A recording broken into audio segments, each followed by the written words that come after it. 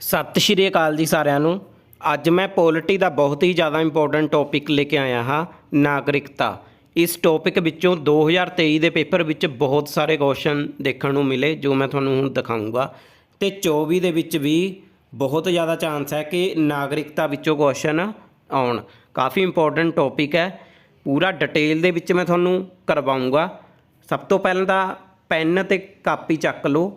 Main point ਜੋ ਵੀ ਮੈਂ ਦੱਸੂਗਾ, ਜੋ ਵੀ ਤੁਹਾਨੂੰ ਲੱਗੂਗੇ ਕਿ ਇਹ ਕੁਐਸਚਨ ਬਣ ਸਕਦਾ ਹੈ, ਉਹ ਨਾਲ ਦੀ ਨਾਲ ਨੋਟ ਜ਼ਰੂਰ ਕਰਿਓ, ਕਿਉਂਕਿ ਕੁਝ ਕੁਐਸਚਨ ਇਸ ਤਰ੍ਹਾਂ ਦੇ ਹੋ ਸਕਦੇ ਆ ਜੋ ਮੈਂ ਤੁਹਾਨੂੰ ਬੋਲ ਕੇ ਦੱਸੂਗਾ, ਤਾਂ ਤੁਸੀਂ ਨੋਟ ਕਰਦੇ ਜਾਇਓ, ਠੀਕ ਹੈ। ਨਾਲ ਦੀ ਨਾਲ ਥਿਊਰੀ ਪਲੱਸ MCQ ਅੱਜ ਦੀ ਇਸ ਕਲਾਸ ਦੇ ਵਿੱਚ ਡਿਟੇਲ ਦੇ ਵਿੱਚ ਹੋਣਗੇ, ਠੀਕ ਹੈ। ਅਤੇ ਚੰਗੀ ਤਰ੍ਹਾਂ ਤੁਹਾਨੂੰ ਕਰਵਾਊਂਗਾ ਤਾਂ ਜੋ ਕੋਈ ਵੀ ਕੁਐਸਚਨ ਜੇ ਨਾਗਰਿਕਤਾ ਵਿੱਚੋਂ ਆਉਂਦਾ ਹੈ ਤਾਂ ਤੁਸੀਂ ਪੇਪਰ ਦੇ ਵਿੱਚ ਕਰ ਸਕੋ, ਠੀਕ ਹੈ। 2023 ਦੇ ਵਿੱਚ ਜੋ ਕੁਐਸਚਨ ਪੁੱਛੇ ਗਏ ਆ ਉਹਨਾਂ ਵਿੱਚੋਂ ਕੁਝ ਕੁਐਸਚਨ ਤੁਹਾਨੂੰ ਮੈਂ ਪਹਿਲਾਂ ਕਰਵਾ ਦਿੰਦਾ ਹੈ।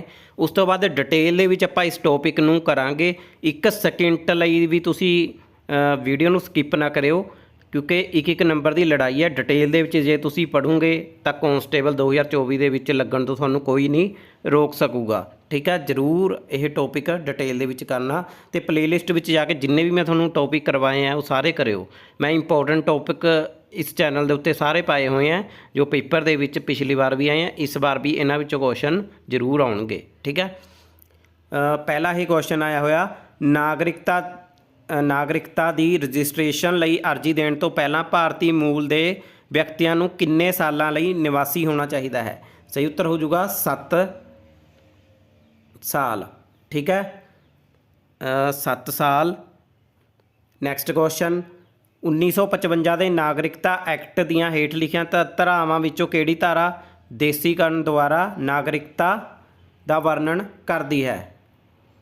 ਧਾਰਾ 6। ਨਿਮਨਲਿਖਤ ਵਿੱਚੋਂ ਕਿਸ ਨੂੰ ਭਾਰਤ ਦੀ ਨਾਗਰਿਕਤਾ ਪ੍ਰਾਪਤ ਕਰਨ ਦਾ ਇੱਕ ਤਰੀਕਾ ਨਹੀਂ ਮੰਨਿਆ ਜਾਂਦਾ? ਜਨਮ ਦੁਆਰਾ, ਨਾਗਰੀਕਰਨ ਦੁਆਰਾ, ਠੀਕ ਹੈ, ਭੂਮੀ ਅਧਿਗ੍ਰਹਿਣ ਦੁਆਰਾ। ਇਹ ਤਰੀਕਾ ਨਹੀਂ ਹੈ ਭਾਰਤੀ ਨਾਗਰਿਕ ਪ੍ਰਾਪਤ ਕਰਨ ਦਾ, ਨਾਗਰਿਕਤਾ ਪੰਜੀਕਰਨ ਦੁਆਰਾ, ਠੀਕ ਹੈ। ਬਾਕੀ ਇਹ ਡਿਟੇਲ ਦੇ ਵਿੱਚ ਜਦੋਂ ਮੈਂ ਕਲਾਸ ਹੁਣ ਤੁਹਾਡੀ ਕਰਵਾਊਂਗਾ ਉਦੋਂ ਤੁਹਾਨੂੰ ਇਹ ਸਾਰਾ ਸਮਝ ਆਊਗਾ, ਠੀਕ ਹੈ। ਨੈਕਸਟ ਕੁਐਸਚਨ, ਹੇਠ ਲਿਖਿਆਂ ਵਿੱਚੋਂ ਕਿਹੜੀ ਭਾਰਤ ਦੀ ਨਾਗਰਿਕਤਾ ਪ੍ਰਾਪਤ ਕਰਨ ਲਈ ਸ਼ਰਤਾਂ ਨਿਰਧਾਰਿਤ ਕਰਨ ਦੇ ਯੋਗ ਨਹੀਂ ਹਨ? ਠੀਕ ਹੈ, ਕਿਹੜੀਆਂ ਸ਼ਰਤਾਂ ਨਹੀਂ ਹਨ? ਨਾਗਰਿਕਤਾ ਕੌਣ ਪ੍ਰਦਾਨ ਕਰਦਾ ਹੈ? ਸਿਰਫ ਸੰਸਦ, ਇਸ ਲਈ ਸੰਸਦ ਸਹੀ ਉੱਤਰ ਹੋ ਜਾਊਗਾ, ਠੀਕ ਹੈ। ਮਤਲਬ ਕਿ ਜੋ ਕੁਐਸਚਨ ਪੁੱਛਿਆ ਹੈ ਉਸ ਦੇ ਹਿਸਾਬ ਨਾਲ ਇਹ ਆਪਸ਼ਨ ਸਹੀ ਹੋ ਜਾਣਗੇ, ਠੀਕ ਹੈ। ਇਹ ਰਾਜ ਵਿਧਾਨ ਮੰਡਲ ਦਾ ਨਾਗਰਿਕਤਾ ਨਾਲ ਕੋਈ ਵੀ ਲੈਣਾ ਦੇਣਾ ਨਹੀਂ, ਪ੍ਰਧਾਨ ਮੰਤਰੀ ਦਾ ਅਤੇ ਗ੍ਰਹਿ ਮੰਤਰੀ ਦਾ, ਠੀਕ ਹੈ। ਇਸ ਲਈ ਇਹ ਆਪਸ਼ਨ ਸਹੀ ਹੋ ਜੂਗੀ। ਸੰਸਦ ਦੇ ਵਿੱਚ ਨਾਗਰਿਕਤਾ ਪ੍ਰਾਪਤ ਕਰਨ ਦੀਆਂ ਸ਼ਰਤਾਂ ਨਿਰਧਾਰਿਤ ਕੀਤੀਆਂ ਜਾਂਦੀਆਂ ਹੈ, ਠੀਕ ਹੈ। ਭਾਰਤੀ ਨਾਗਰਿਕਤਾ ਅਧਿਨਿਯਮ 1955 ਕਿੰਨੇ ਤਰੀਕਿਆਂ ਨਾਲ ਭਾਰਤੀ ਨਾਗਰਿਕਤਾ ਪ੍ਰਾਪਤ ਕਰਨ ਦੇ ਤਰੀਕੇ ਪ੍ਰਦਾਨ ਕਰਦਾ ਹੈ? 5 ਤਰੀਕੇ ਆ। ਕਿਹੜੇ ਆ ਇਹ ਤੁਹਾਨੂੰ ਯਾਦ ਕਰਨੇ ਪੈਣੇ, ਜੋ ਕਿ ਮੈਂ ਕਲਾਸ ਦੇ ਵਿੱਚ ਹੁਣ ਕਰਵਾਊਂਗਾ, ਠੀਕ ਹੈ। ਭਾਰਤ ਦਾ ਸੰਵਿਧਾਨ ਡੈਸ਼ ਦੀ ਇਜਾਜ਼ਤ ਦਿੰਦਾ ਹੈ? ਇਕਹਿਰੀ ਨਾਗਰਿਕਤਾ, ਸਿੰਗਲ ਸਿਟੀਜ਼ਨਸ਼ਿਪ, ਠੀਕ ਹੈ। ਨੈਕਸਟ ਆ ਗਿਆ ਕੁਐਸਚਨ, ਸੰਵਿਧਾਨ ਦੇ ਹੇਠ ਲਿਖੇ ਅਨੁਛੇਦਾਂ ਵਿੱਚੋਂ ਕਿਹੜਾ ਸਵੈ ਇੱਛਾ ਨਾਲ ਵਿਦੇਸ਼ੀ ਨਾਗਰਿਕਤਾ ਪ੍ਰਾਪਤ ਕਰਨ ਵਾਲਾ ਵਿਅਕਤੀ ਦੇਸ਼ ਦਾ ਨਾਗਰਿਕ ਨਹੀਂ ਹੋਵੇਗਾ ਨਾਲ ਸੰਬੰਧਿਤ ਹੈ?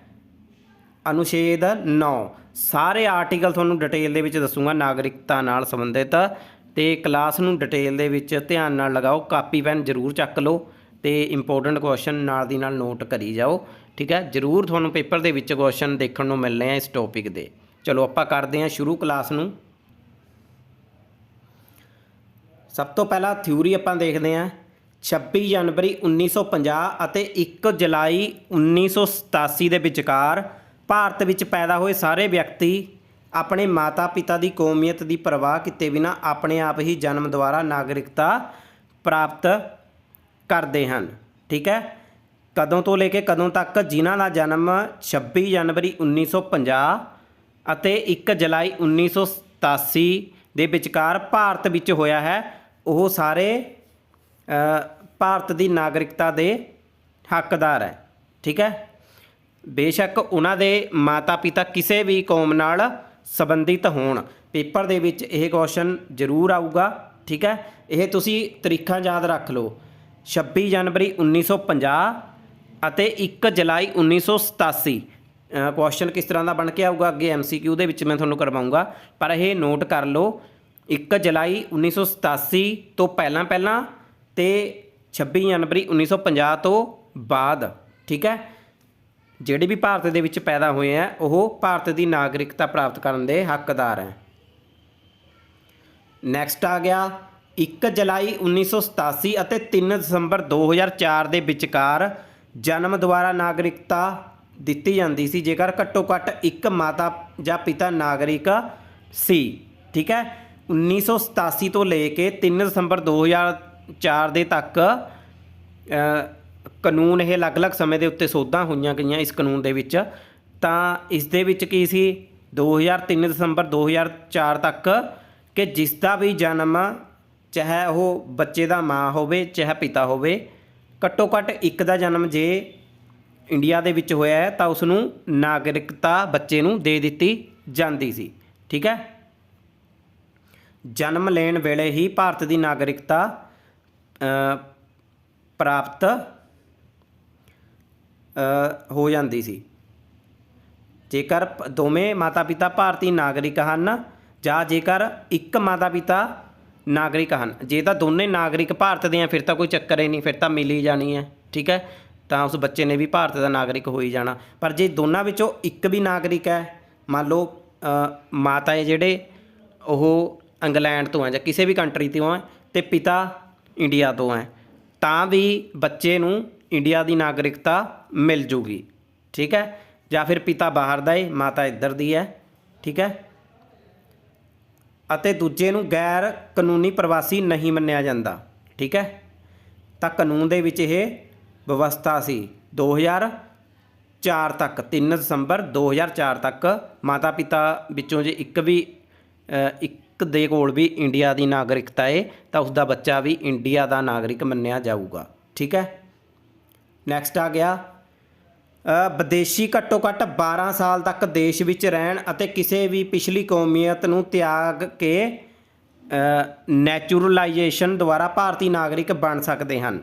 ਆਹ ਤਰੀਕਾ ਹੋ ਗਿਆ ਇੱਕ। ਅੱਗੇ 5 ਤਰੀਕੇ ਮੈਂ ਦੱਸੂਗਾ, 5 ਤਰੀਕੇ ਆ ਨਾਗਰਿਕਤਾ ਪ੍ਰਾਪਤ ਕਰਨ ਦੇ। ਠੀਕ ਹੈ, ਘੱਟੋ ਘੱਟ ਕਿੰਨੇ ਸਾਲ ਵਿਦੇਸ਼ੀ? ਘੱਟੋ ਘੱਟ 12 ਸਾਲ। ਠੀਕ ਹੈ, ਇਹ ਕੁਐਸਚਨ ਆ ਸਕਦਾ ਪੇਪਰ ਦੇ ਵਿੱਚ ਕਿ ਜੇ ਕੋਈ ਵਿਦੇਸ਼ੀ ਆ ਤਾਂ ਉਸ ਨੂੰ ਇੰਡੀਆ ਦੀ ਨਾਗਰਿਕਤਾ ਪ੍ਰਾਪਤ ਕਰਨ ਲਈ ਘੱਟੋ ਘੱਟ ਕਿੰਨੇ ਸਾਲ ਰਹਿਣਾ ਪਊਗਾ ਇੰਡੀਆ ਦੇ ਵਿੱਚ। ਇਸ ਦਾ ਸਹੀ ਉੱਤਰ ਹੋਊਗਾ 12 ਸਾਲ। ਘੱਟ ਤੋਂ ਘੱਟ 12 ਸਾਲ ਇੰਡੀਆ ਦੇ ਵਿੱਚ ਰਹਿਣਾ ਪਊਗਾ। ਠੀਕ ਹੈ, ਕਾफ़ी ਇੰਪੋਰਟੈਂਟ ਹੈ ਇਹ ਕੁਐਸਚਨ, ਇਹ ਨੋਟ ਕਰ ਲਓ। ਠੀਕ ਹੈ, ਚਲੋ ਹੁਣ ਆਪਾਂ ਦੇਖਦੇ ਹਾਂ ਅੱਗੇ। ਨੈਕਸਟ ਆ ਗਿਆ ਆਪਣੇ ਕੋਲ ਗੁਆਂਢੀ ਦੇਸ਼ਾਂ ਦੇ ਕੁਝ ਧਾਰਮਿਕ ਘੱਟ ਗਿਣਤੀ ਭਾਈਚਾਰਿਆਂ ਦੇ ਮੈਂਬਰ 6 ਸਾਲ ਦੀ ਘੱਟ ਨਿਵਾਸ ਲੋੜ ਲਈ ਯੋਗ ਹਨ। ਗੁਆਂਢੀ ਸੂਬੇ ਕਿਹੜੇ ਕਿਹੜੇ ਆਪਣੇ? ਪਾਕਿਸਤਾਨ, ਨੇਪਾਲ, ਬੰਗਲਾਦੇਸ਼। ਠੀਕ ਹੈ, ਸੋ ਜਿਹੜੇ ਗੁਆਂਢੀ ਦੇਸ਼ ਹੈ ਇਹਨਾਂ ਦੇ ਘੱਟ ਗਿਣਤੀ ਭਾਈਚਾਰਿਆਂ ਦੇ ਮੈਂਬਰ 6 ਸਾਲ ਦੇ ਘੱਟ ਨਿਵਾਸ ਦੀ ਲੋੜ ਲਈ ਯੋਗ ਹਨ।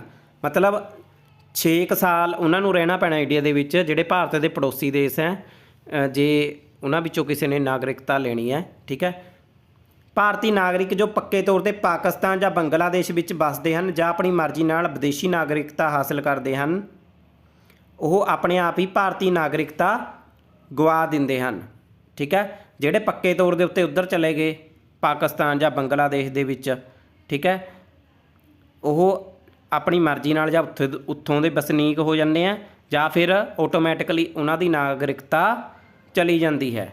ਠੀਕ ਹੈ, ਨਾਬਾਲਗ ਬੱਚਿਆਂ ਦੇ ਕੁਝ ਮਾਮਲਿਆਂ ਵਿੱਚ ਦੋਹਰੀ ਨਾਗਰਿਕਤਾ ਦੀ ਇਜਾਜ਼ਤ ਹੈ।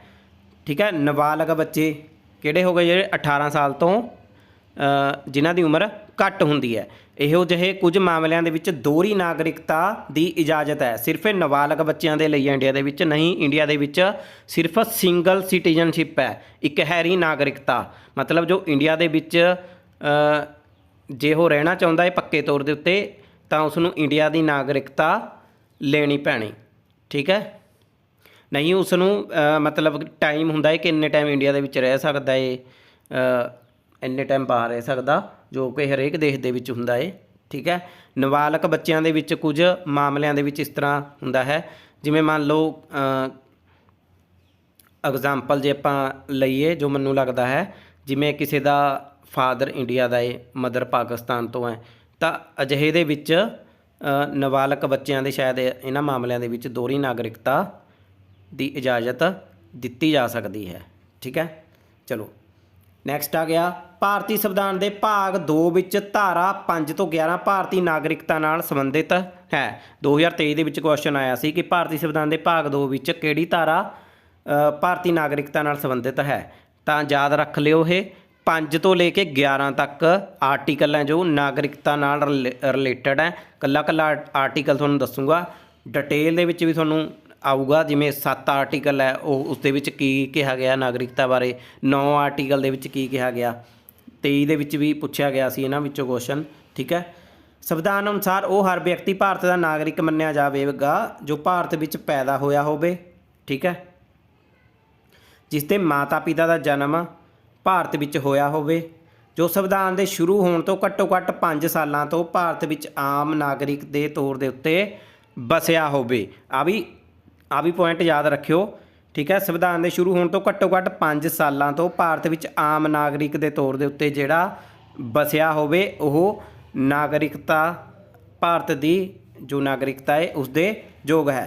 ਪਹਿਲਾਂ ਕੋਈ ਵੀ ਇਹੋ ਜਿਹੀ ਧਾਰਾ ਨਹੀਂ ਸੀ ਜਿਸ ਵਿੱਚ ਭਾਰਤ ਦੀ ਨਾਗਰਿਕਤਾ ਪ੍ਰਾਪਤ ਕਰਨ ਜਾਂ ਰੱਦ ਹੋਣ ਬਾਰੇ ਕੋਈ ਵਿਚਾਰ ਪੇਸ਼ ਕੀਤਾ ਗਿਆ ਹੋਵੇ। ਪਹਿਲੀ ਵਾਰ ਭਾਰਤੀ ਨਾਗਰਿਕਤਾ ਐਕਟ 1955 ਵਿੱਚ ਇਸ ਦੀ ਵਿਵਸਥਾ ਕੀਤੀ ਗਈ। ਠੀਕ ਹੈ। ਕਿਹੜੇ ਐਕਟ ਦੇ ਵਿੱਚ? ਭਾਰਤੀ ਨਾਗਰਿਕਤਾ ਐਕਟ 1955। ਨੋਟ ਕਰ ਲਓ ਕੁਐਸਚਨ, ਭਾਰਤੀ ਨਾਗਰਿਕਤਾ ਐਕਟ 1955। 1955 ਦੇ ਵਿੱਚ ਨਾਗਰਿਕਤਾ ਨਾਲ ਰਿਲੇਟਡ ਐਕਟ ਬਣਾਇਆ ਗਿਆ। ਠੀਕ ਹੈ। ਇਸ ਤੋਂ ਪਹਿਲਾਂ ਕੋਈ ਵੀ ਵਿਵਸਥਾ ਨਹੀਂ ਸੀ ਨਾਗਰਿਕਤਾ ਨੂੰ ਲੈ ਕੇ। ਇਸ ਦੇ ਵਿੱਚ ਸਮੇਂ-ਸਮੇਂ ਦੇ ਉੱਤੇ ਸੋਧਾਂ ਹੋਈਆਂ। ਠੀਕ ਹੈ। ਕਿਹੜੀਆਂ ਸੋਧਾਂ ਹੋਈਆਂ? ਨਾਗਰਿਕਤਾ ਸੋਧ ਐਕਟ 1986, ਨਾਗਰਿਕਤਾ ਸੋਧ ਐਕਟ 1992, ਨਾਗਰਿਕਤਾ ਸੋਧ ਐਕਟ 2003, ਨਾਗਰਿਕਤਾ ਸੋਧ ਐਕਟ 2005, ਨਾਗਰਿਕਤਾ ਸੋਧ ਐਕਟ 2015 ਅਤੇ ਨਾਗਰਿਕਤਾ ਸੋਧ ਐਕਟ 2019। ਠੀਕ ਹੈ। 2019 ਐਕਟ ਹੈ ਜਿਹੜਾ, ਇਹ ਬਹੁਤ ਜ਼ਿਆਦਾ ਇੰਪੋਰਟੈਂਟ ਹੈ। ਇਸ ਦੇ ਵਿੱਚੋਂ ਕੁਐਸਚਨ ਜ਼ਰੂਰ ਤੁਹਾਨੂੰ ਪੇਪਰ ਦੇ ਵਿੱਚ ਦੇਖਣ ਨੂੰ ਮਿਲੂਗਾ, ਪੱਕਾ 100% ਹੈ, ਕੋਈ ਨਾ ਕੋਈ ਕੁਐਸਚਨ ਆਊਗਾ। ਠੀਕ ਹੈ। ਇਸ ਨੂੰ ਆਪਾਂ ਦੇਖਦੇ ਹਾਂ ਡਿਟੇਲ ਦੇ ਵਿੱਚ। ਨਾਗਰਿਕਤਾ ਸੋਧ ਐਕਟ 2019 ਨੂੰ ਭਾਰਤੀ ਸੰਸਦ ਨੇ 11 ਦਸੰਬਰ 2019 ਨੂੰ ਪਾਸ ਕੀਤਾ। ਕੁਐਸਚਨ ਨੋਟ ਕਰ ਲਓ, ਕਦੋਂ ਪਾਸ ਕੀਤਾ? ਨਾਗਰਿਕਤਾ ਸੋਧ ਐਕਟ 2019 ਨੂੰ 11 ਦਸੰਬਰ 2019 ਨੂੰ ਪਾਸ ਕੀਤਾ ਗਿਆ। ਠੀਕ ਹੈ। ਇਸ ਨੇ 1955 ਦੇ ਨਾਗਰਿਕਤਾ ਕਾਨੂੰਨ ਵਿੱਚ ਸੋਧ ਕਰਕੇ ਹਿੰਦੂ, ਸਿੱਖ, ਬੋਧੀ, ਜੈਨ, ਪਾਰਸੀ ਅਤੇ ਈਸਾਈ ਧਾਰਮਿਕ ਘੱਟ ਗਿਣਤੀਆਂ ਨੂੰ ਪਾਕਿਸਤਾਨ, ਬੰਗਲਾਦੇਸ਼ ਅਤੇ ਅਫਗਾਨਿਸਤਾਨ ਤੋਂ ਸਤਾਏ ਜਾਣ ਤੋਂ ਬਚਣ ਲਈ ਭਾਰਤੀ ਨਾਗਰਿਕਤਾ ਦਾ ਰਾਹ ਪ੍ਰਦਾਨ ਕੀਤਾ। ਮੁਸਲਮਾਨਾਂ ਨੂੰ ਅਜਿਹੀ ਯੋਗਤਾ ਨਹੀਂ ਦਿੱਤੀ ਗਈ। ਇਸ ਐਕਟ ਵਿੱਚ ਪਹਿਲੀ ਵਾਰ ਸੀ ਜਦੋਂ ਧਰਮ ਨੂੰ ਭਾਰਤੀ ਕਾਨੂੰਨ ਦੇ ਤਹਿਤ ਨਾਗਰਿਕਤਾ ਦੇ ਮਾਪਦੰਡ ਵਜੋਂ ਵਰਤਿਆ ਗਿਆ ਸੀ। 2-3 ਇੰਪੋਰਟੈਂਟ ਕੁਐਸਚਨ ਬਣ ਗਏ। ਇੱਕ ਤਾਂ ਇਹ ਐਕਟ ਕਦੋਂ ਪਾਸ ਕੀਤਾ ਗਿਆ? 2019 ਦੇ ਵਿੱਚ। ਦੂਜਾ, ਇਸ ਦੇ ਵਿੱਚ ਕਿਹੜੇ ਧਰਮ ਦੇ ਲੋਕ ਸ਼ਾਮਿਲ ਕੀਤੇ ਗਏ? ਹਿੰਦੂ, ਸਿੱਖ, ਬੋਧੀ, ਜੈਨ, ਪਾਰਸੀ ਅਤੇ ਈਸਾਈ ਧਾਰਮਿਕ ਘੱਟ ਗਿਣਤੀ, ਜੋ ਕਿ ਆਪਣੇ ਪੜੋਸੀ ਦੇਸ਼ਾਂ ਦੇ ਵਿੱਚ ਘੱਟ ਗਿਣਤੀ ਹੈ। ਠੀਕ ਹੈ। ਪਾਕਿਸਤਾਨ ਦੇ ਵਿੱਚ ਇਹਨਾਂ ਸਾਰਿਆਂ ਦੀ ਗਿਣਤੀ ਘੱਟ ਹੈ, ਅਲੱਗ-ਅਲੱਗ ਧਰਮਾਂ ਦੀ, ਬੰਗਲਾਦੇਸ਼ ਦੇ ਵਿੱਚ ਅਤੇ ਅਫਗਾਨਿਸਤਾਨ ਦੇ ਵਿੱਚ। ਠੀਕ ਹੈ। ਸੋ ਕੁਝ ਮਾਮਲਿਆਂ ਦੇ ਵਿੱਚ ਉੱਥੇ ਘੱਟ ਗਿਣਤੀਆਂ ਨੂੰ ਤੰਗ ਪਰੇਸ਼ਾਨ ਕੀਤਾ ਜਾਂਦਾ ਹੈ, ਤਾਂ ਇਸ ਦੇ ਲਈ ਇਹ ਕਾਨੂੰਨ ਬਣਾਇਆ ਗਿਆ ਹੈ। ਇਹਨਾਂ ਦੇ ਵਿੱਚ ਮੁਸਲਮਾਨਾਂ ਨੂੰ ਇਹ ਯੋਗਤਾ ਨਹੀਂ ਦਿੱਤੀ ਗਈ। ਠੀਕ ਹੈ। ਸੋ ਮੇਨ ਪੁਆਇੰਟ ਇਹਦੇ ਵਿੱਚ ਇਹੀ ਹੈ ਕਿ ਜੋ ਮੁਸਲਿਮ ਕਮਿਊਨਿਟੀ ਦੇ ਲੋਕ ਹੈ ਉਹਨਾਂ ਨੂੰ ਇਸ ਦੇ ਵਿੱਚ ਸ਼ਾਮਲ ਨਹੀਂ ਕੀਤਾ ਗਿਆ। ਠੀਕ ਹੈ। ਅਤੇ ਧਰਮ ਨੂੰ ਭਾਰਤੀ ਕਾਨੂੰਨ ਦੇ ਤਹਿਤ ਨਾਗਰਿਕਤਾ ਦੇ ਮਾਪਦੰਡ ਵਜੋਂ ਵਰਤਿਆ ਗਿਆ ਪਹਿਲੀ ਵਾਰ। ਠੀਕ ਹੈ। ਨੈਕਸਟ ਆ ਗਿਆ ਨਾਗਰਿਕਤਾ ਦੀ ਬਰਖਾਸਤਗੀ, ਮਤਲਬ ਨਾਗਰਿਕਤਾ ਖਤਮ ਕਰਨ ਦੇ ਸੰਬੰਧੀ ਕਿਹੜੀ ਧਾਰਾ ਹੈ? ਧਾਰਾ 9। ਠੀਕ ਹੈ। ਨਾਗਰਿਕਤਾ ਖਤਮ ਕਰਨ ਦਾ ਜ਼ਿਕਰ ਧਾਰਾ 9 ਦੇ ਵਿੱਚ ਕੀਤਾ ਗਿਆ ਹੈ। ਆਮ ਤੌਰ ਦੇ ਉੱਤੇ ਨਾਗਰਿਕਤਾ 3 ਤਰ੍ਹਾਂ ਨਾਲ ਖਤਮ ਕੀਤੀ ਜਾ ਸਕਦੀ ਹੈ। ठीक है। पेपर ਦੇ ਵਿੱਚ ਕੁਐਸਚਨ ਆ ਸਕਦਾ ਹੈ ਕਿ ਭਾਰਤ ਦੀ ਨਾਗਰਿਕਤਾ ਕਿੰਨੇ ਪ੍ਰਕਾਰ ਨਾਲ ਸਮਾਪਤ ਹੋ ਸਕਦੀ ਹੈ। 3 ਤਰ੍ਹਾਂ ਨਾਲ ਨਾਗਰਿਕਤਾ ਸਮਾਪਤ ਹੋ ਸਕਦੀ ਹੈ। ਤੇ ਹੋਰ ਕੁਐਸਚਨ ਆ ਸਕਦਾ ਕਿ ਕਿੰਨੇ ਸਾਲ ਭਾਰਤ ਤੋਂ ਬਾਹਰ ਰਹਿਣ ਤੇ ਨਾਗਰਿਕਤਾ ਖਤਮ ਹੋ ਸਕਦੀ ਹੈ। ਤਾਂ 7 ਸਾਲ ਜੇ ਕੋਈ ਇੰਡੀਆ ਤੋਂ ਬਾਹਰ ਰਹਿੰਦਾ ਹੈ ਉਸ ਦੀ ਨਾਗਰਿਕਤਾ ਖਤਮ ਹੋ ਸਕਦੀ ਹੈ। ਤੇ ਦੋਹਰੀ ਨਾਗਰਿਕਤਾ ਕਦੋਂ ਅਪਣਾਈ ਗਈ? 2005 ਦੇ ਵਿੱਚ। ਇਹ ਕੁਐਸਚਨ ਸਾਰੇ ਜੋ ਮੈਂ ਬੋਲ ਰਿਹਾ ਇਹ ਨੋਟ ਕਰ ਲਓ, ਠੀਕ ਹੈ। ਜੋ ਮੈਨੂੰ ਯਾਦ ਆ ਰਹੇ हैं वो मैं दस रहा, बाकी नोट्सां दे विच भी मैं पाए हैं इस क्लास दे विच भी, ठीक है। नागरिकता एक्ट कदों पास होया? 1955 दे विच, ठीक है। चलो, जेकर कोई भारतीय नागरिक अपनी इच्छा नाल किसी होर देश की नागरिकता हासिल कर लवे तो उसकी भारतीय नागरिकता अपने आप खत्म हो जूगी, ठीक है। एक तो यह तरीका हो गया। नैक्सट, ਭਾਰਤੀ ਸਰਕਾਰ ਨੂੰ ਵੀ ਕੁਝ ਸ਼ਰਤਾਂ ਦੇ ਆਧਾਰ 'ਤੇ ਆਪਣੇ ਨਾਗਰਿਕਾਂ ਦੀ ਨਾਗਰਿਕਤਾ ਖਤਮ ਕਰਨ ਦਾ ਹੱਕ ਹੈ। ਨਾਗਰਿਕ 7 ਸਾਲਾਂ ਤੋਂ ਲਗਾਤਾਰ ਭਾਰਤ ਤੋਂ ਜੋ ਬਾਹਰ ਰਹਿ ਰਿਹਾ ਹੈ ਉਸ ਦੀ ਨਾਗਰਿਕਤਾ ਖਤਮ ਕੀਤੀ ਜਾ ਸਕਦੀ ਹੈ ਜੇਕਰ ਇਹ ਸਾਬਿਤ ਹੋ ਜਾਵੇ ਕਿ ਵਿਅਕਤੀ ਨੇ ਗੈਰ ਕਾਨੂੰਨੀ ਤਰੀਕੇ ਨਾਲ ਭਾਰਤੀ ਨਾਗਰਿਕਤਾ ਹਾਸਿਲ ਕੀਤੀ ਹੈ। ਜੇਕਰ ਕੋਈ ਵਿਅਕਤੀ ਦੇਸ਼ ਵਿਰੋਧੀ ਗਤੀਵਿਧੀਆਂ ਵਿੱਚ ਸ਼ਾਮਲ ਹੋਵੇ, ठीक है। देश विरोधी गतिविधि जे कोई शामिल है तो उसकी नागरिकता खत्म हो जूगी, ठीक है। 7 साल तो बाहर जे रह रहे हो तो उसकी नागरिकता खत्म हो सकती है। जेकर व्यक्ति कोई भी व्यक्ति भारतीय संविधान की बेइज्जती करे तो भी नागरिकता खत्म हो सकती है। नैक्सट आ गए नागरिकता नाल संबंधित आर्टिकल, ठीक है। संविधान के शुरू होने ते नागरिक आर्टिकल 5 है जोड़ा ये संविधान के शुरू होने ते नागरिकता प्रदान करता है। 5 तो 11 आर्टिकल कला करवाऊँगा हुण। भारत विच रहने वाले जन्मे सारे लोगों को नागरिकता दिती गई किहड़े आर्टिकल के तहत? 5 के तहत। संविधान के शुरू होने के नाल ही इत्थों तक जिहड़े लोग बसते सन पर भारत विच पैदा नहीं होए, ਜਿਹੜੇ ਲੋਕ ਭਾਰਤ ਵਿੱਚ ਉਸ ਟਾਈਮ ਰਹਿੰਦੇ ਸਨ ਪਰ ਪੈਦਾ ਨਹੀਂ ਹੋਏ ਪਰ ਜਿਨ੍ਹਾਂ ਦੇ ਮਾਪਿਆਂ ਵਿੱਚੋਂ ਕੋਈ ਵੀ ਭਾਰਤ ਵਿੱਚ ਪੈਦਾ ਹੋਇਆ ਸੀ ਨੂੰ ਨਾਗਰਿਕ ਮੰਨਿਆ ਜਾਂਦਾ ਸੀ, ਠੀਕ ਹੈ। ਜਿਵੇਂ ਮੈਂ ਉੱਪਰ ਦੱਸ ਚੁੱਕਿਆ, ਕੋਈ ਵੀ ਇੱਕ ਜੇ ਇੰਡੀਆ ਦੇ ਵਿੱਚ ਪੈਦਾ ਹੋਇਆ ਤਾਂ ਉਸ ਬੱਚੇ ਨੂੰ ਵੀ ਨਾਗਰਿਕ ਭਾਰਤ ਦਾ ਮੰਨਿਆ ਜਾਂਦਾ ਸੀ। ਕੋਈ ਵੀ ਵਿਅਕਤੀ ਜੋ 5 ਸਾਲਾਂ ਤੋਂ ਵੱਧ ਸਮੇਂ ਲਈ ਆਮ ਨਿਵਾਸੀ ਰਿਹਾ ਹੈ। 5 ਸਾਲ ਇਹ ਵੀ ਨੋਟ ਕਰ ਲਓ, ਠੀਕ ਹੈ। ਇਹ ਪੁੱਛਿਆ ਜਾ ਸਕਦਾ ਪੇਪਰ ਦੇ ਵਿੱਚ ਕਿ ਕਿੰਨਾ ਟਾਈਮ ਭਾਰਤ ਦਾ ਨਾਗਰਿਕ ਮੰਨਣ ਦੇ ਲਈ ਕਿੰਨਾ ਟਾਈਮ ਮਤਲਬ ਚਾਹੀਦਾ ਹੈ? 5 ਸਾਲ, ਠੀਕ ਹੈ। ਇਹ ਆਰਟੀਕਲ 5 ਕਰਵਾ ਰਿਹਾ ਮੈਂ ਤੁਹਾਨੂੰ, ਠੀਕ ਹੈ। ਇਸ ਦੇ ਅੰਡਰ ਇਹ ਸਾਰੀਆਂ ਗੱਲਾਂ ਆਉਂਦੀਆਂ ਹੈ। ਮਤਲਬ ਜਦੋਂ ਸੰਵਿਧਾਨ ਬਣਿਆ ਉਸ ਦੇ ਵਿੱਚ ਇਹ ਆਰਟੀਕਲ ਪਾਇਆ ਗਿਆ ਉਦੋਂ ਦੀ ਇਹ ਗੱਲ ਹੋ ਰਹੀ ਹੈ, ਠੀਕ ਹੈ। ਨੈਕਸਟ ਆ ਗਿਆ ਆਰਟੀਕਲ 6। ਇਹ ਕੁਝ ਵਿਅਕਤੀਆਂ ਦੀ ਨਾਗਰਿਕਤਾ ਦੇ ਅਧਿਕਾਰ ਪ੍ਰਦਾਨ ਕਰਦਾ ਹੈ ਜੋ ਪਾਕਿਸਤਾਨ ਤੋਂ ਭਾਰਤ ਆ ਗਏ ਹਨ। ਇਹ ਕੁਐਸਚਨ ਵੀ 2023 ਦੇ ਵਿੱਚ ਆਇਆ ਸੀ। ਬਹੁਤ ਕੁਐਸਚਨ ਆਏ ਨਾਗਰਿਕਤਾ ਵਿੱਚੋਂ ਤੇ 50 ਸ਼ਿਫਟਾਂ ਦੇ ਵਿੱਚ ਲਗਭਗ ਪੇਪਰ ਹੋਇਆ, 50 ਤੋਂ ਜ਼ਿਆਦਾ ਹੀ ਹੋਣੀਆਂ 1-2। ਉਹਨਾਂ ਵਿੱਚੋਂ ਮੰਨ ਕੇ ਚੱਲੋ ਕਿ ਲਗਭਗ ਹਰੇਕ ਸ਼ਿਫਟ ਦੇ ਵਿੱਚ ਨਾਗਰਿਕਤਾ ਨਾਲ ਰਿਲੇਟਡ ਕੋਈ ਨਾ ਕੋਈ ਕੁਐਸਚਨ ਦੇਖਣ ਨੂੰ ਮਿਲਿਆ ਤੇ ਆਰਟੀਕਲ ਵੀ ਸ਼ਾਇਦ ਇਹ ਕੁਐਸਚਨ ਆਇਆ ਸੀ, ਠੀਕ ਹੈ। ਕੁਝ ਵਿਅਕਤੀਆਂ ਦੀ ਨਾਗਰਿਕਤਾ ਦੇ ਅਧਿਕਾਰ ਪ੍ਰਦਾਨ ਕਰਦਾ ਹੈ ਆਰਟੀਕਲ 6 ਜੋ ਪਾਕਿਸਤਾਨ ਤੋਂ ਭਾਰਤ ਆ ਗਏ, ਠੀਕ ਹੈ। ਕਿਉਂਕਿ ਆਜ਼ਾਦੀ ਵੰਡ ਅਤੇ ਪ੍ਰਵਾਸ ਤੋਂ ਪਹਿਲਾਂ ਹੋਈ ਸੀ, ਠੀਕ ਹੈ। ਅਨੁਛੇਦ 6 ਨੇ ਕਿਹਾ ਕਿ ਜਿਹੜਾ ਵੀ ਵਿਅਕਤੀ 19 ਜੁਲਾਈ 1949 ਤੋਂ ਪਹਿਲਾਂ ਭਾਰਤ ਵਿੱਚ ਪ੍ਰਵਾਸ ਕਰਦਾ ਹੈ ਉਹ ਆਪਣੇ ਆਪ ਹੀ ਭਾਰਤ ਦਾ ਨਾਗਰਿਕ ਬਣ ਜਾਵੇਗਾ ਜੇਕਰ ਉਸਦੇ ਮਾਤਾ ਪਿਤਾ ਦਾਦਾ ਦਾਦੀ ਵਿੱਚੋਂ ਕੋਈ ਵੀ ਭਾਰਤ ਵਿੱਚ ਪੈਦਾ ਹੋਇਆ ਸੀ, ਠੀਕ ਹੈ। ਕੀ ਸੀ ਇਸ ਦੇ ਵਿੱਚ ਪ੍ਰਵਾਸ ਦਾ ਜੋ ਮਤਲਬ ਜਦੋਂ ਵੰਡ ਹੋਈ ਹੈ ਤਾਂ ਇੱਧਰ ਤੋਂ ਉੱਧਰ ਗਏ, ਉੱਧਰ ਤੋਂ ਇੱਧਰ ਆਏ ਤਾਂ ਉਹ ਨਾਗਰਿਕ ਕਿਵੇਂ ਬਣੇ? ਜਿਹੜੇ ਇੱਧਰ ਆ ਕੇ ਨਾਗਰਿਕ ਬਣੇ ਜਾਂ ਉੱਧਰ ਜਾ ਕੇ ਬਣੇ? ਮਤਲਬ ਇੱਧਰ ਦੀ ਗੱਲ ਕਰਦੇ ਆਪਾਂ, ਉੱਧਰ ਦਾ ਤਾਂ ਕਾਨੂੰਨ ਦਾ ਪਤਾ ਨਹੀਂ ਆਪਾਂ ਨੂੰ, ਠੀਕ ਹੈ, ਪਾਕਿਸਤਾਨ ਦਾ। ਜੇਕਰ ਉਸਦਾ ਕੋਈ ਵੀ ਮਾਤਾ ਪਿਤਾ ਦਾਦਾ ਦਾਦੀ ਵਿੱਚੋਂ ਕੋਈ ਵੀ ਇੰਡੀਆ ਦੇ ਵਿੱਚ ਪੈਦਾ ਹੋਇਆ ਤਾਂ 19 ਜੁਲਾਈ 1949 ठीक है, ये डेट भी याद रखियो। इस तरह के ही क्वेश्चन तुहानूं पेपर दे विच आउणे हैं।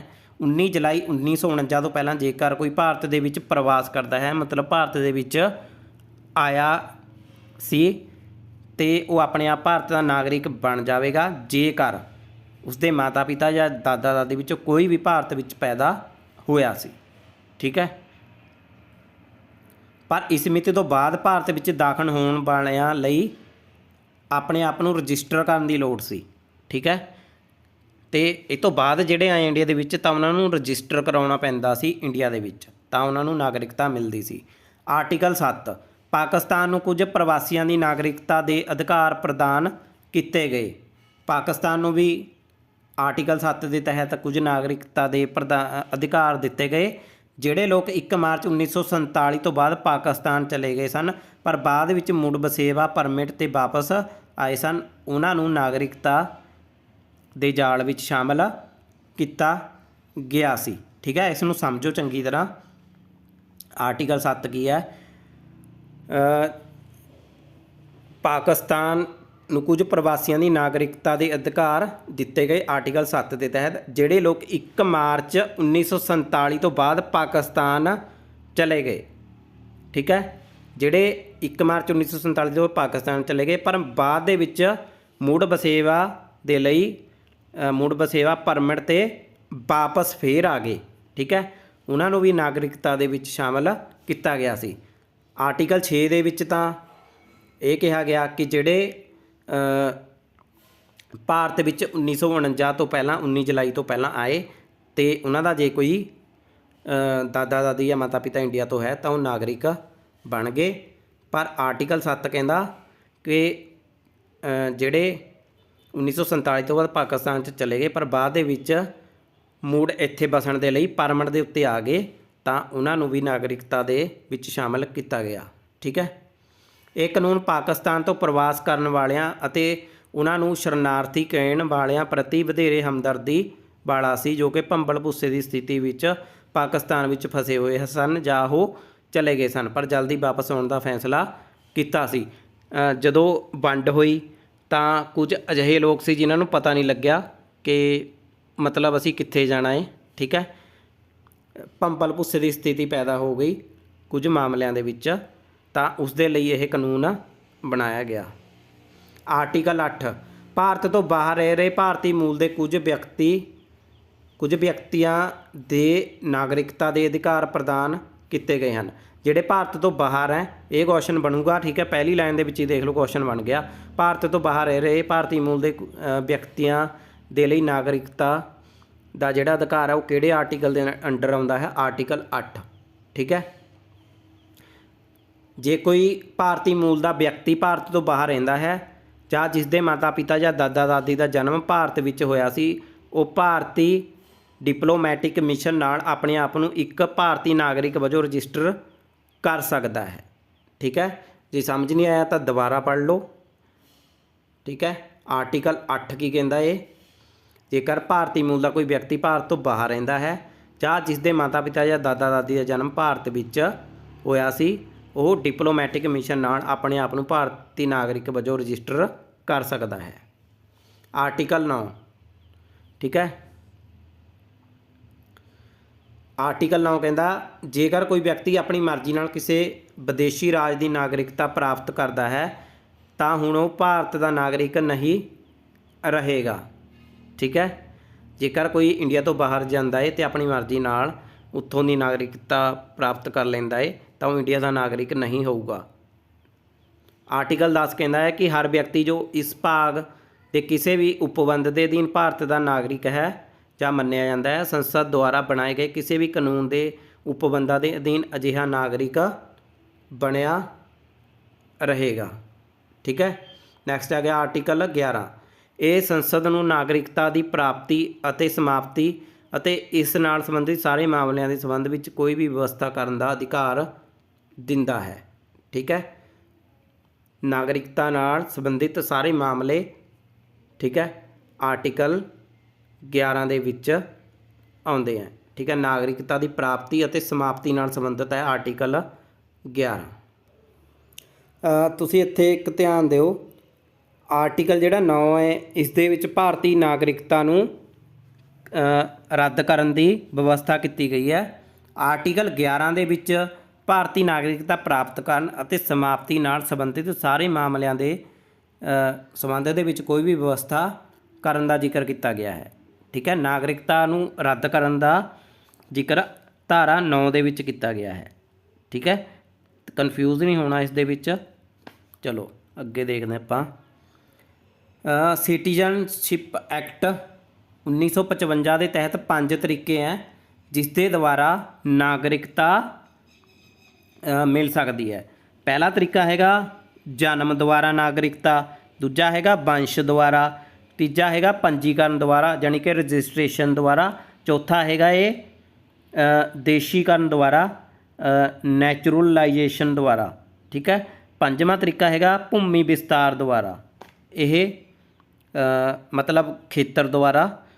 ਇਹ 5 ਤਰੀਕੇ ਹੈ ਜੋ ਕਿ ਮੈਂ ਐਕਸਪਲੇਨ ਕਰੂੰਗਾ।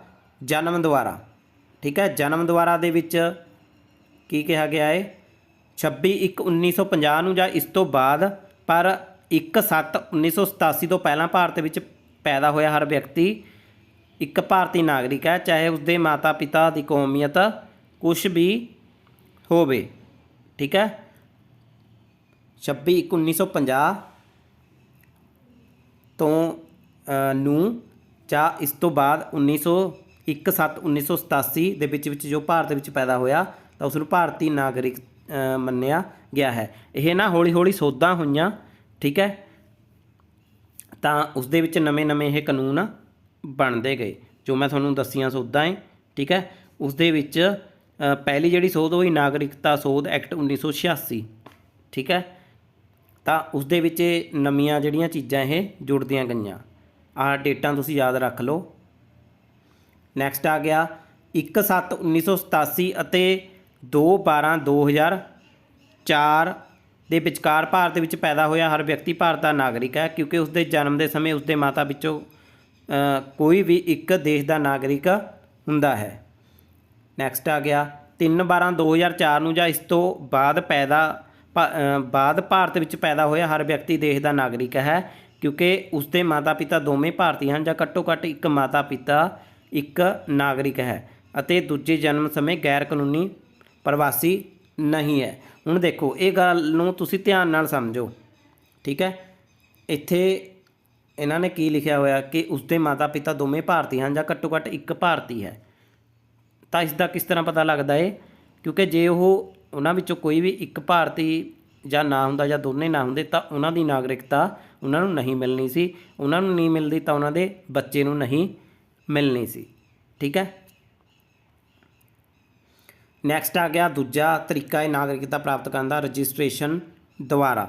ਠੀਕ ਹੈ, ਜਾਣੀ ਕਿ ਪੰਜੀਕਰਨ ਦੁਆਰਾ। ਰਜਿਸਟ੍ਰੇਸ਼ਨ ਦੁਆਰਾ ਵੀ ਨਾਗਰਿਕਤਾ ਪ੍ਰਾਪਤ ਕੀਤੀ ਜਾ ਸਕਦੀ ਹੈ। ਕੁਝ ਲਾਜ਼ਮੀ ਨਿਯਮ ਇਸ ਦੇ ਲਈ ਬਣਾਏ ਗਏ ਹੈ। ਭਾਰਤੀ ਮੂਲ ਦਾ ਵਿਅਕਤੀ ਜੋ ਰਜਿਸਟ੍ਰੇਸ਼ਨ ਲਈ ਅਰਜ਼ੀ ਦੇਣ ਤੋਂ ਪਹਿਲਾਂ 7 ਸਾਲ ਭਾਰਤ ਦੇ ਵਿੱਚ ਰਹਿਣਾ ਉਸ ਦੇ ਲਈ ਜ਼ਰੂਰੀ ਹੈ। ਠੀਕ ਹੈ, ਜੇ 7 ਸਾਲਾਂ ਤੋਂ ਭਾਰਤ ਦਾ ਨਿਵਾਸੀ ਹੈ ਤਾਂ ਉਹ ਰਜਿਸਟ੍ਰੇਸ਼ਨ ਲਈ ਅਰਜ਼ੀ ਦੇ ਸਕਦਾ ਹੈ। ਠੀਕ ਹੈ, ਭਾਰਤੀ ਮੂਲ ਦਾ ਵਿਅਕਤੀ ਹੋਣਾ ਚਾਹੀਦਾ ਉਹ। ਨੈਕਸਟ ਆ ਗਿਆ ਭਾਰਤੀ ਮੂਲ ਦਾ ਵਿਅਕਤੀ ਜੋ ਅਣਵੰਡੇ ਭਾਰਤ ਤੋਂ ਬਾਹਰ ਕਿਸੇ ਵੀ ਦੇਸ਼ ਦਾ ਵਸਨੀਕ ਹੈ। ਅਣਵੰਡੇ ਭਾਰਤ ਤੋਂ ਬਾਹਰ, ਇਹਦਾ ਬਹੁਤ ਪੁਰਾਣਾ ਹੋ ਗਿਆ। ਇੱਕ ਵਿਅਕਤੀ ਜਿਸ ਦਾ ਵਿਆਹ ਇੱਕ ਭਾਰਤੀ ਨਾਗਰਿਕ ਨਾਲ ਹੋਇਆ ਹੈ ਅਤੇ ਰਜਿਸਟ੍ਰੇਸ਼ਨ ਲਈ ਅਰਜ਼ੀ ਦੇਣ ਤੋਂ ਪਹਿਲਾਂ 7 ਸਾਲ ਲਈ ਆਮ ਤੌਰ 'ਤੇ ਨਿਵਾਸੀ ਹੈ। ਉਹਨਾਂ ਵਿਅਕਤੀਆਂ ਦੇ ਨਾਬਾਲਗ ਬੱਚੇ ਜੋ ਭਾਰਤ ਦੇ ਨਾਗਰਿਕ ਹਨ। ਠੀਕ ਹੈ, 7 ਸਾਲ ਇੰਡੀਆ ਦੇ ਵਿੱਚ ਰਹਿਣਾ ਜ਼ਰੂਰੀ ਹੈ। ਜਿਸ ਦਾ ਵਿਆਹ ਮੰਨ ਲਓ ਕਿਸੇ ਦੀ ਵੀ ਮੈਰਿਜ ਭਾਰਤੀ ਨਾਗਰਿਕ ਨਾਲ ਹੁੰਦੀ ਹੈ, ਕੁੜੀ ਦੀ ਜਾਂ ਮੁੰਡੇ ਦੀ। ਠੀਕ ਹੈ, ਤਾਂ ਉਸ ਨੂੰ ਰਜਿਸਟ੍ਰੇਸ਼ਨ ਦੀ ਅਰਜ਼ੀ ਦੇਣ ਲਈ 7 ਸਾਲਾਂ ਦੇ ਲਈ ਇੰਡੀਆ ਦੇ ਵਿੱਚ ਰਹਿਣਾ ਜ਼ਰੂਰੀ ਹੋਊਗਾ ਅਤੇ ਅਗਰ ਉਸ ਦੇ ਦੌਰਾਨ ਉਹਨਾਂ ਦੇ ਬੱਚੇ ਹੋ ਜਾਂਦੇ ਤਾਂ ਆਟੋਮੈਟਿਕਲੀ ਉਹ ਭਾਰਤ ਦੇ ਨਾਗਰਿਕ ਹੋ ਜੂਗੇ। ਵੰਸ਼ ਦੁਆਰਾ 26 ਜਨਵਰੀ 1950 ਨੂੰ ਉਸ ਤੋਂ ਬਾਅਦ ਭਾਰਤ ਤੋਂ ਬਾਹਰ ਪੈਦਾ ਹੋਇਆ ਵਿਅਕਤੀ ਵੰਸ਼ ਦੁਆਰਾ ਭਾਰਤ ਦਾ ਨਾਗਰਿਕ ਹੈ ਜੇਕਰ ਉਸਦੇ ਮਾਤਾ ਪਿਤਾ ਜਨਮ ਦੌਰਾਨ ਭਾਰਤ ਦੇ ਨਾਗਰਿਕ ਸਨ। ठीक है। वंश द्वारा भी नागरिकता प्रदान की गई है जेकर 26 जनवरी 1950 ਨੂੰ ਜਾਂ ਉਸ ਤੋਂ ਬਾਅਦ ਭਾਰਤ ਤੋਂ ਬਾਹਰ ਪੈਦਾ ਹੋਇਆ ਵਿਅਕਤੀ ਵੰਸ਼ ਦੁਆਰਾ ਭਾਰਤ ਦਾ ਨਾਗਰਿਕ ਹੈ। ਵੰਸ਼ ਕੀ ਹੁੰਦਾ? ਮਾਤਾ ਪਿਤਾ, ਦਾਦਾ ਦਾਦੀ, ਠੀਕ ਹੈ।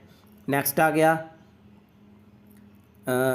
10 ਦਸੰਬਰ 1992 ਨੂੰ ਜਾਂ ਇਸ ਤੋਂ ਬਾਅਦ ਭਾਰਤ ਤੋਂ ਬਾਹਰ ਪੈਦਾ ਹੋਇਆ ਵਿਅਕਤੀ, ਪਰ 3 ਦਸੰਬਰ 2004 ਤੋਂ ਪਹਿਲਾਂ ਜੇਕਰ ਉਸਦੇ ਮਾਤਾ ਪਿਤਾ ਵਿੱਚੋਂ ਕੋਈ ਵੀ ਜਨਮ ਦੁਆਰਾ ਭਾਰਤ ਦਾ ਨਾਗਰਿਕ ਸੀ। ਜੇਕਰ ਭਾਰਤ ਤੋਂ ਬਾਹਰ ਜਾਂ 3 ਦਸੰਬਰ 2004 ਤੋਂ ਬਾਅਦ ਪੈਦਾ ਹੋਏ ਕਿਸੇ ਵਿਅਕਤੀ ਨੂੰ ਨਾਗਰਿਕਤਾ ਪ੍ਰਾਪਤ ਕਰਨੀ ਹੈ ਤਾਂ ਉਸਦੇ ਮਾਤਾ ਪਿਤਾ ਨੂੰ ਇਹ ਘੋਸ਼ਣਾ ਕਰਨੀ ਪਵੇਗੀ ਕਿ ਨਾਬਾਲਗ ਕੋਲ ਕਿਸੇ ਹੋਰ ਦੇਸ਼ ਦਾ ਪਾਸਪੋਰਟ ਨਹੀਂ ਹੈ ਅਤੇ ਉਸਦਾ ਜਨਮ 1 ਸਾਲ ਦੇ ਅੰਦਰ ਭਾਰਤੀ ਕੌਂਸੂਲੇਟ ਵਿੱਚ ਰਜਿਸਟਰਡ ਹੈ।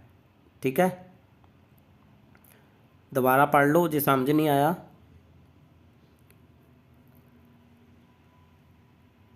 ਕੁਦਰਤੀਕਰਨ ਦੁਆਰਾ, ਠੀਕ ਹੈ, ਕੁਦਰਤੀਕਰਨ ਦੁਆਰਾ मतलब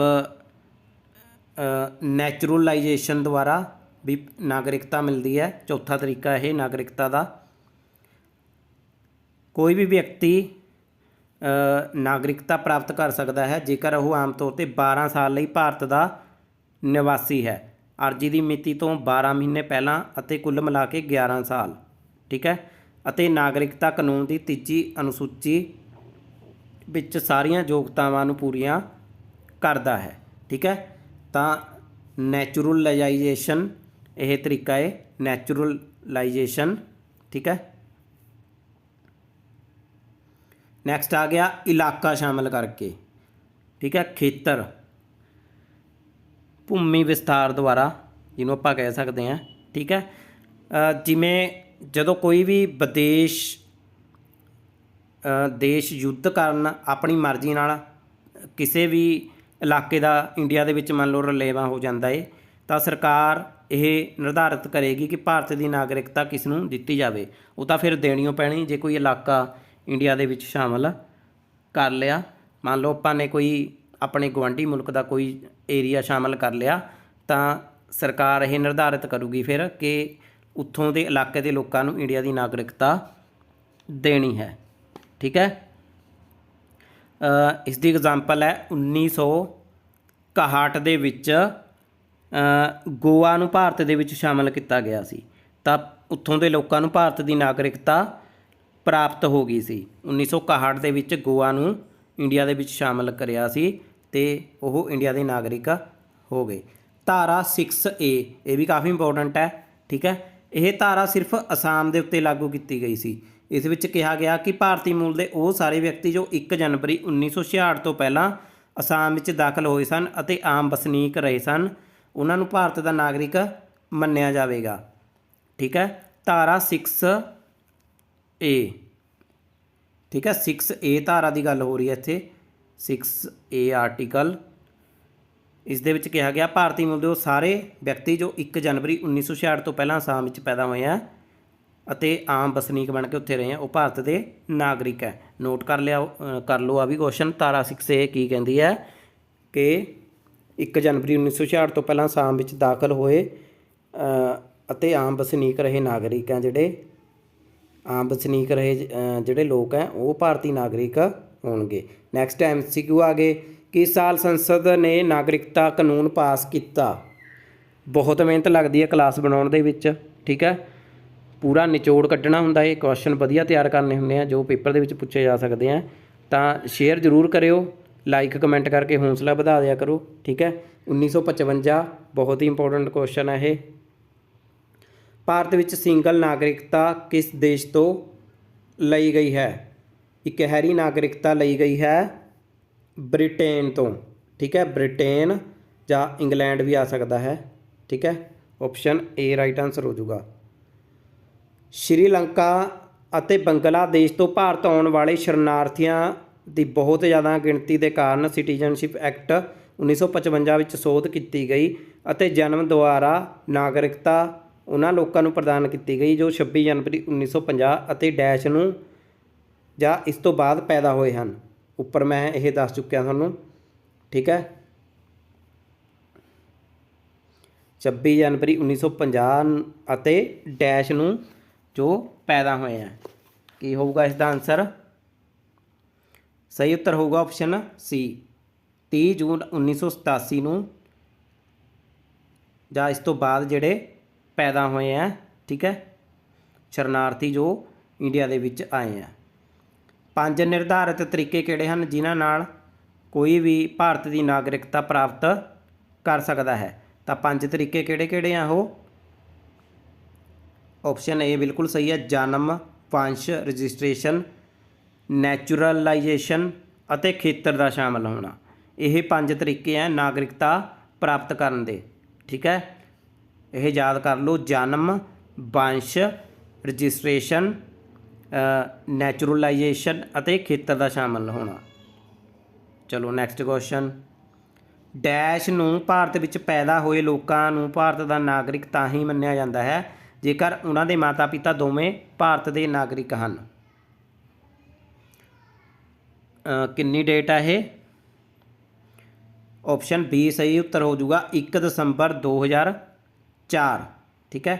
1 ਦਸੰਬਰ 2004 ਨੂੰ ਭਾਰਤ ਵਿੱਚ ਪੈਦਾ ਹੋਏ ਲੋਕਾਂ ਨੂੰ ਭਾਰਤ ਦਾ ਨਾਗਰਿਕ ਤਾਂ ਹੀ ਮੰਨਿਆ ਜਾਂਦਾ ਹੈ ਜੇਕਰ ਉਹਨਾਂ ਦੇ ਮਾਤਾ ਪਿਤਾ ਦੋਵੇਂ ਭਾਰਤ ਦੇ ਨਾਗਰਿਕ ਹਨ, ਠੀਕ ਹੈ। ਇਹ ਜਿਹੜੀਆਂ ਅਲੱਗ-ਅਲੱਗ ਟਾਈਮ ਦੇ ਉੱਤੇ ਸੋਧਾਂ ਹੋਈਆਂ ਉਸ ਦੇ ਮੁਤਾਬਕ ਇਹ ਡੇਟਾਂ ਵੀ ਚੇਂਜ ਹੋਈਆਂ।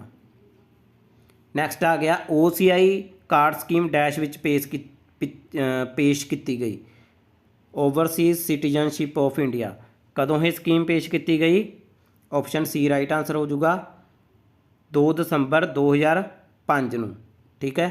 OCI ਸਕੀਮ 2 ਦਸੰਬਰ 2005 ਨੂੰ ਪੇਸ਼ ਕੀਤੀ ਗਈ ਸੀ। ਭਾਰਤ ਸੰਵਿਧਾਨ ਦੇ ਕਿਹੜੇ ਭਾਗ ਦੇ ਅਧੀਨ ਅਤੇ ਕਿਹੜੀਆਂ ਧਾਰਾਵਾਂ ਤੱਕ ਨਾਗਰਿਕਤਾ ਨਾਲ ਸੰਬੰਧਿਤ ਕਿਹੜਾ ਭਾਗ ਅਤੇ ਕਿਹੜੀਆਂ ਧਾਰਾਵਾਂ ਹੈ, ਠੀਕ ਹੈ।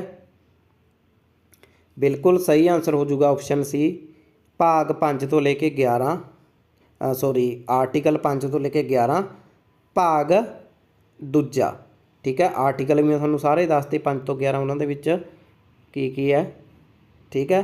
ਸੋ ਕਾਫੀ ਇੰਪੋਰਟੈਂਟ ਕਲਾਸ ਹੈ ਇਹ। ਬੇਸ਼ੱਕ ਤੁਸੀਂ 2 ਵਾਰੀ ਲਾ ਲਓ ਇਸ ਕਲਾਸ ਨੂੰ ਜਾਂ 4 ਵਾਰੀ ਲਾ ਲਓ, ਪਰ ਕੁਐਸਚਨ ਇਹ ਸਾਰੇ ਰੱਟ ਲਓ। ਕੁਝ ਫਟਾਫਟ ਮੈਂ ਕੁਐਸਚਨ ਬੋਲਦਾ ਹਾਂ ਹੋਰ ਜੋ ਨਾਗਰਿਕਤਾ ਨਾਲ ਰਿਲੇਟਡ ਹੈ, ਕਈ ਵਾਰ ਪੁੱਛੇ ਜਾ ਸਕਦੇ ਆ। ਸੰਪत्ति ਦਾ ਅਧਿਕਾਰ ਪੁੱਛਿਆ ਜਾ ਸਕਦਾ ਤੁਹਾਨੂੰ ਕਿ ਕਿਹੜਾ ਅਧਿਕਾਰ ਹੈ ਇਹ? ਤਾਂ ਸੰਪत्ति ਦਾ ਅਧਿਕਾਰ ਇੱਕ ਕਾਨੂੰਨੀ ਅਧਿਕਾਰ ਹੈ, ਠੀਕ ਹੈ। ਸੰਪत्ति ਦਾ ਅਧਿਕਾਰ ਕਾਨੂੰਨੀ ਅਧਿਕਾਰ ਹੈ। ਨਾਗਰਿਕਤਾ ਸੋਧ ਬਿੱਲ ਕਦੋਂ ਪਾਸ ਕੀਤਾ ਗਿਆ? 2019 ਕੁਐਸਚਨ ਆ ਸਕਦਾ ਹੈ ਜਿਹੜਾ ਮੈਂ ਤੁਹਾਨੂੰ ਉੱਪਰ ਦੱਸ ਚੁੱਕਿਆ ਹੈ। ਨਾਗਰਿਕਤਾ ਸੋਧ ਬਿੱਲ 2019 ਦੇ ਵਿੱਚ ਪਾਸ ਕੀਤਾ ਗਿਆ, ਠੀਕ ਹੈ। ਇਹ ਵੀ ਬਹੁਤ ਜ਼ਿਆਦਾ ਇੰਪੋਰਟੈਂਟ ਕੁਐਸਚਨ ਹੈ, ਨੋਟ ਕਰ ਲਓ ਇਸ ਨੂੰ। ਕਿਹੜੇ ਦੇਸ਼ ਦੁਆਰਾ ਦੋਹਰੀ ਨਾਗਰਿਕਤਾ ਸਵੀਕਾਰ ਕੀਤੀ ਜਾਂਦੀ ਹੈ? ਇਹ ਕੁਐਸਚਨ ਵੀ ਆ ਸਕਦਾ। ਤਾਂ ਸਹੀ ਉੱਤਰ ਹੋ ਜਾਊਗਾ ਅਮਰੀਕਾ ਦੁਆਰਾ, ਠੀਕ ਹੈ। ਭਾਰਤ ਵਿੱਚ ਗਹਿਰੀ ਨਾਗਰਿਕਤਾ ਦਾ ਸਿਧਾਂਤ ਕਿੱਥੋਂ ਲਿਆ ਗਿਆ? ਇੰਗਲੈਂਡ ਤੋਂ, ਠੀਕ ਹੈ। ਕਿਹੜੇ ਤਰੀਕਿਆਂ ਜਿਸ ਨਾਲ ਭਾਰਤੀ ਨਾਗਰਿਕਤਾ ਖੋਈ ਜਾ ਸਕਦੀ ਹੈ? ਕਿਸੇ ਦੀ ਨਾਗਰਿਕਤਾ ਸਮਾਪਤ ਕੀਤੀ ਜਾ ਸਕਦੀ ਹੈ ਜਾਂ ਆਪਣੀ ਮਰਜ਼ੀ ਨਾਲ ਉਹ ਆਪਣੀ ਨਾਗਰਿਕਤਾ ਛੱਡ ਦਿੰਦਾ ਹੈ, ਜਾਂ ਜੇ ਉਹ ਕੋਈ ਗਲਤੀ ਕਰਦਾ ਤਾਂ ਉਸ ਨੂੰ ਨਾਗਰਿਕਤਾ ਤੋਂ ਵੰਚਿਤ ਕਰ ਦਿੱਤਾ ਜਾਂਦਾ ਹੈ, ਠੀਕ ਹੈ। ਨਾਗਰਿਕਤਾ ਕਿੰਨੇ ਤਰੀਕਿਆਂ ਨਾਲ ਹਾਸਲ ਕੀਤੀ ਜਾ ਸਕਦੀ ਹੈ? 5 ਤਰੀਕਿਆਂ ਨਾਲ। ਕਿਹੜੇ ਤਰੀਕੇ ਮੈਂ ਉੱਪਰ ਤੁਹਾਨੂੰ ਡਿਟੇਲ ਦੇ ਵਿੱਚ ਦੱਸ ਚੁੱਕਿਆ ਹੈ। ਅਤੇ ਇਕਹਿਰੀ ਨਾਗਰਿਕਤਾ ਇੰਡੀਆ ਦੇ ਵਿੱਚ, ਠੀਕ ਹੈ। ਦੇਸ਼ੀਕਰਨ ਰਾਹੀਂ ਨਾਗਰਿਕਤਾ ਹਾਸਲ ਕਰਨ ਦਾ ਆਧਾਰ ਕੀ ਹੈ? ਚੋਣ, ਠੀਕ ਹੈ।